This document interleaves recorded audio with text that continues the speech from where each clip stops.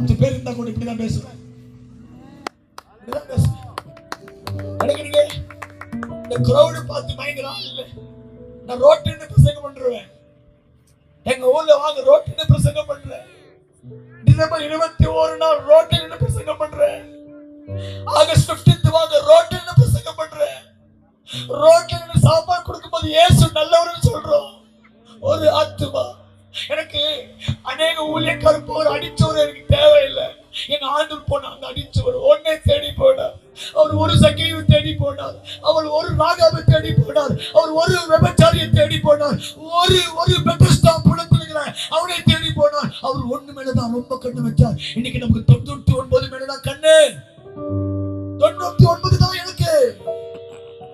99 எனக்கு பிழைப்பை கொடுக்கிறது, எனக்கு காசு கொடுக்கிறது, எனக்கு காணிக்கை தருகிறது, எனக்கு எல்லா வசதியை தருது. இயேசு போட்டு தரீங்க, சாப்பாடு போட்டு தரீங்க.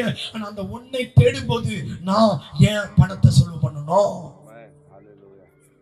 நான் ஏன் பணத்தை ஏன் பலத்தை நான் எதிர்பார்த்த வீட்டுல தங்க முடியாது. எனக்கு எதிர்பார்த்த சாப்பாடு கிடைக்காது. எனக்கு எதிர்பார்த்த சுகம் கிடைக்காது.